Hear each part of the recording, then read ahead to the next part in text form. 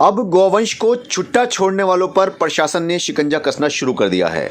इसी के चलते पूरे ज़िले में पशु गणना का काम शुरू कर दिया गया है। गांव औरंगपुर तारा में एक चौपाल आयोजित की गई, जिसमें जिलाधिकारी और पुलिस अधीक्षक खुद पहुंचे और गांव वालों को संबोधित किया गया। इसमें डीएम ने कहा कि किसी का गौवंश आवारा घूमता हुआ पाया गया तो कार्रवाई की जाएगी। भारतीय किसान यूनियन ने भी किसानों से गौवंश को खुला न छोड़ने की अपील की। इसी के साथ साथ पशु गणना करते हुए पशुओं पर टैग लगाए जाने का काम भी जोर शोर से शुरू कर दिया गया है। पशु रजिस्टर भी तैयार किए जा रहे हैं। हम आपको बता दें कि खुले पशु किसानों की फसलों को नुकसान पहुंचा रहे थे, जिसकी शिकायत कई बार आला अधिकारियों के साथ साथ मुख्यमंत्री से भी की गई थी, लेकिन आवारा पशुओं पर किसी तरह का कोई कंट्रोल नहीं हो पा रहा था। इसी के चलते ये कार्रवाई अमल में लाई जा रही है। में जो सूक्ष्म जीवन है, गाय के गोबर में जो सूक्ष्म जीवन है, ये धरती की उर्वरा क्षमता जो है, ये मिट्टी और बायोमास से नहीं आती, उस सूक्ष्म जीवन से आती है। करीब 1200 बैक्टीरिया ऐसे हैं उस गोबर में और गोमूत्र में, जो धरती में उपजाऊपन पैदा करते हैं, उर्वरा क्षमता पैदा करते हैं। मैं एक कहानी आप लोगों ने सबने सुनी होगी कि कृष्ण भगवान के मथुरा में लाखों गाय थी। वो जमाना ऐसा था कि उस समय कोई दिक्कत ही नहीं थी, जमीन बिल्कुल खाई पी तृप्त अघाई थी, खेती होती रहती थी। लेकिन एक बार क्या हुआ, बड़ी बरसात हुई, सालों बरसात हुई, बाढ़ आ गई और मिट्टी के ऊपर की परत बह गई।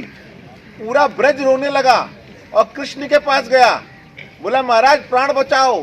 तो पौराणिक कहानी है कि कृष्ण ने कानी उंगली पे गोवर्धन पहाड़ उठा लिया।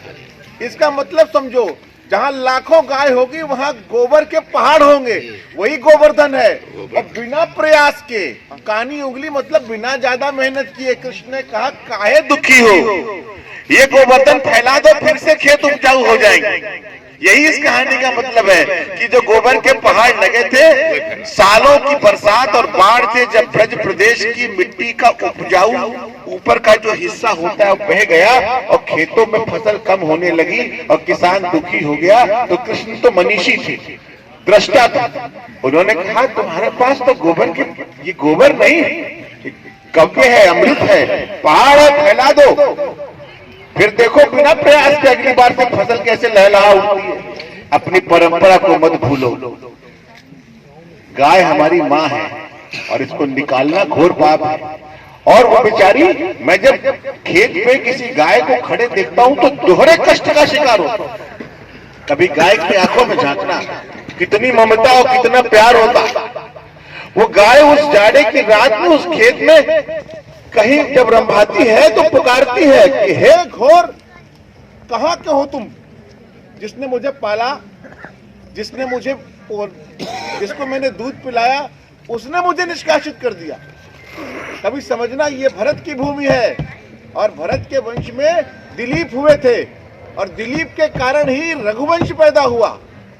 नंदिनी के कारण उन्होंने सेवा की थी नंदिनी की। तो दोहरी मार, एक तरफ किसान का खेत चौपट हो रहा है, दूसरी तरफ हमारी आस्था और साथ साथ हमारी माँ का विलाप भी सुनना। ये गलती मत करना, नहीं तो ये जन्म भी बर्बाद होगा, परलोक भी बर्बाद होगा।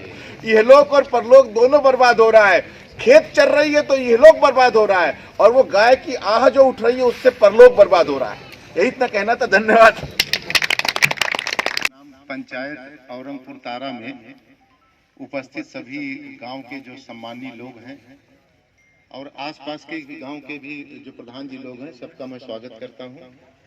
देखिए, इस समय जो गांव की सबसे बड़ी समस्या है, जो आप लोग हम लोगों को आके बता रहे हैं कि साहब ये जो लोग छुट्टा पशु हैं इनसे कैसे निजात मिले, तो इसी समस्या का समाधान करने के लिए हम और कप्तान साहब ने एक कार्य योजना बनाई कि क्यों न हम लोग जितने भी गांव में सारे पशु हैं उनको उनकी गणना करा और 100% पशुओं की ईयर टैगिंग करा दें।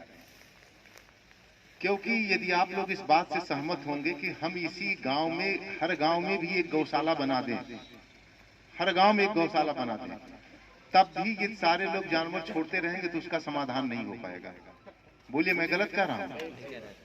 तो इसका समाधान मात्र यही है कि सब लोग, जैसे भी पहले हमारे होता था, क्या हमारे यहाँ पहले पशु नहीं थे? क्या थे कि नहीं? पहले और कोई आज ये 100-200 साल की परंपरा तो नहीं, हजारों साल की परंपरा है कि जब हम मनुष्यों के साथ साथ पशु भी हमारे रहते हैं। पहले तो अधिक थे और हाँ, बहुत ज्यादा थे। और गोवंशीय पशु हमारे लिए तो मतलब एक प्रकार से हमारी आजीविका के साधन हुआ करते थे, या कहिए कि हम बिना उनके जी नहीं सकते थे, हमारा जीवन ही संभव नहीं था। और अब ये स्थिति हो गई है कि मैंने देखा कि इधर साल भर में ये प्रवृत्ति ज्यादा पनपी है, पहले ऐसा नहीं था। तो इसका समाधान कैसे करें? हमको बताया गया कि इस गांव के, इस आसपास के गांव के लोग सबसे ज्यादा जागरूक हैं, ज्यादा जिम्मेदार लोग हैं, अपनी जिम्मेदारियों को ज्यादा अच्छे ढंग से समझते हैं। इसी कारण हमने ये तय किया कि हम लोग इस अभियान की शुरुआत यहाँ से करें।